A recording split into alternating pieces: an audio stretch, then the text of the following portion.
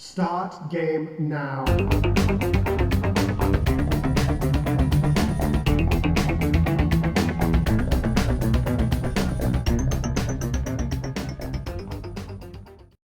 Welcome, retro fans, to another edition of the No Swear Gamer. Look who's back in the hood. That's right, it's Dr. Doom bringing me another game of Doom. That's a game that you can't beat no matter how hard you try. Eventually, you will suffer doom. And what game is that? Well, I don't know. This guy's been horsing around all day because today I'm going to be reviewing Space Jockey. Get it? Horse jockey? Space. Okay, so yeah, let's look at this cartridge. And it kind of has like an early Genesis thing going on there with the black grid. And this just huge screenshot, that's not really a screenshot, but trying to simulate one, just absolutely massive here. It says new and improved video graphics. So what, you released the game before with old unimproved graphics? No, they're just saying that these graphics should be better than your average game. Let's look at the back here and we get another screenshot and it's the exact same screenshot. They just reused it. They could have done something different, I thought of. But anyways, we're going to use our joystick controller and pop Space Jockey into my Atari 7800 Pro system, which plays 2600 games just fine, and find out if this game is any good or not. Let's see if it is new and improved. Let's go to the game.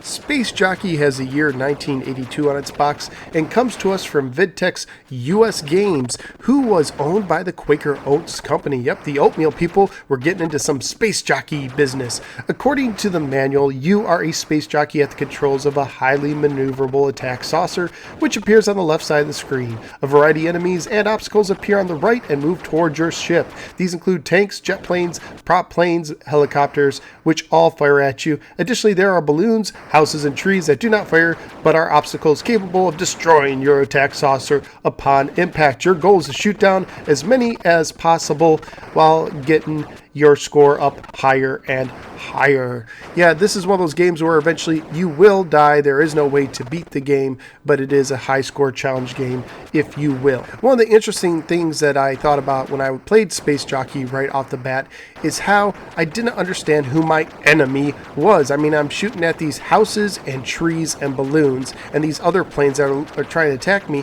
and then it dawned on me, even though the box doesn't say, in Space Jockey, you are basically the space invader invading Earth, and you're the one who's basically attacking a human civilization, and they're just defending themselves. It totally makes sense once you get it. I mean, after all, you're shooting houses and trees and innocent balloons. I mean, how crazy is that? Yep, Space Jockey, you are the enemy, and typically I don't like playing games where I am the enemy, but there you go with Space Jockey. The control in Space Jockey is fairly simple. You use your joystick to control where your ship goes and the fire button to fire your shot. You can only fire one shot at a time in Space Jockey, just like many other games on the 2600. Now, there's different variations in Space Jockey. First of all, the difficulty switches. One difficulty switch controls how quickly the enemy shoots, and the second one controls how frequently they shoot. So you could use that to adjust the difficulty. I found in one hand it could be very easy depending on if you had them slowly shooting and not frequently. In the other hand, it could be a lot more challenging if you switch them the other way.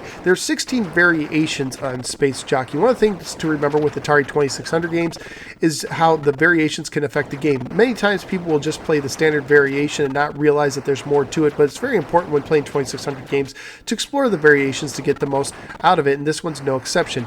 The 16 variations basically mix and match 4 different kind of options, if you will.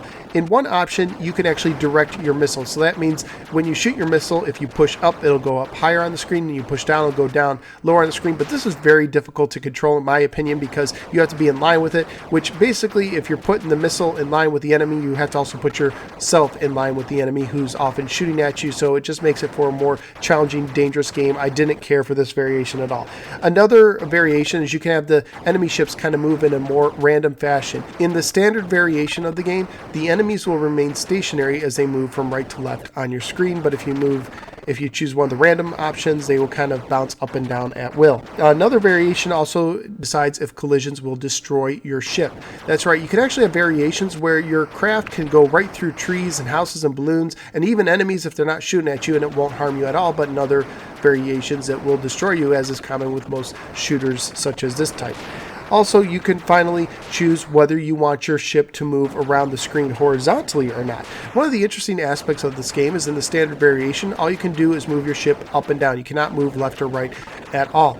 And it makes for kind of an interesting game mechanic there. It feels very 2600-ish, but if you change it, you can actually move all over the screen, and your ship moves very smoothly as well. I was kind of impressed with how smoothly your ship can move around the screen. So I thought they did a very good job with that. Graphically speaking, they tout new and improved graphics, and I think for an Atari 2600 game, it looks pretty good, especially when you consider that the houses look like houses, the trees look like trees, and the different planes, you could definitely tell what they are. And you can't say that for all Atari 2600 games. Did it blow my socks off? No. But is it better than your average game? Yeah, so good job, Quaker Oats. You may have improved it a little bit after all when it comes to the graphics. The sounds are very basic, nothing that you're going to find that's going to be inspirational in that case.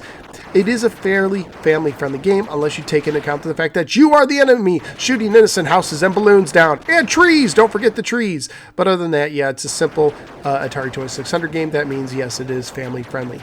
On eBay, this is a very cheap game to get. Loose copies typically went for well under $4, and that includes shipping, which means the sellers were making next to nothing on it. A complete copy sold for $7, and a new copy sold for $13. So yes, this is a very, very cheap game to get. As a matter of fact, as I was collecting 2600 games, this game kept showing up in lots that I was collecting, so this is the kind of game you could easily stumble upon. Over on Facebook and Twitter, I asked people what they thought of Space Jockey. Over on Twitter, Game Jackal told me that it wasn't too bad, but a bit repetitive, and Robert said that he liked the graphics, but he didn't remember the game getting any more difficult as you progressed in the game, and that is both true. Chad over on Facebook told me that he likes the game, and he actually showed me a picture of his complete copy, which I thought was really cool, but he also said that he's a fan of shooters. So what did I think of it overall? Well, I'm going to totally agree with the challenge not changing at all. It just kind of goes on and gets really monotonous. Now, I will admit that I'm not the biggest shooter fan, but I found this game to just be very monotonous. It's just very repetitive, and I just didn't get any enjoyment out of it at all as I was playing, except for a limited amount. One of the biggest problems with the game is there's not really any goals. Now, yes, every 1,000 points you can earn an extra life, but there's never a point where it's like you complete a wave. You know, a game like Chopper Command or Defender, you can actually complete a wave and go to another level. Even in a game like Space Invaders, you could complete a game and go to another level, and the enemies can get a little bit tougher. And I think this game really needed that, where at some point it just gave you a break and said, congratulations, you complete a level. Even if it just kept going on infinitely and never had a true ending, just that ability where you're going to go somewhere and there's something to accomplish beyond just a high score, I think would have helped this game tremendously. I also thought your ship was kind of large and kind of clunky. I kind of wish this ship was smaller so that you can kind of feel like you weren't such a big target. There was many times I died and I just feel like it was just because I was too fat, and I just didn't enjoy that. So yeah, I thought the ship, if they would have made the ship smaller and if they would have kind of made it so that there was goals in the game, I think that would have improved the game greatly. And I actually reminded me of a game like Vanguard, which I reviewed in an earlier episode, where I didn't like the way Vanguard controlled, but I did like how they had different levels. And I wish this game, you could kind of take the ship in this game, the way it controlled, and put those controls into Vanguard and combine the two. And I think that would have made it for a much more enjoyable game when talking about either one of those games. So where am I going to rank Space Jockey compared to the other 2600 games I've reviewed so far? Well, I'm going to kind of look more towards the bottom. I just really didn't have a lot of fun with this. So I definitely enjoyed it more than Tax Avoiders and Firefighter, but I don't think I enjoyed it more than Vanguard. I like the fact that Vanguard had different levels and a boss at the end. So I'm going to put it right there at my new number 10 spot for Space Jockey. So Space Jockey for your Atari 2600 VCS system. If you're a shooter fan, you'll probably stumble upon it and you might enjoy it, but for all others, not a game you have to go out of your way for. Also, Space Jockey, despite its title, has no horses. I feel like that's false advertising. I want my money back. If you like videos like this, go ahead and click that like and subscribe button. I'd really appreciate that. You can also follow me on Facebook and Twitter. Just go to either one and search for The No Swear Gamer. Thanks again for giving me a little part of your day, and I look forward to seeing you next time right here on The No Swear Gamer. Take care, everybody. Have a good one.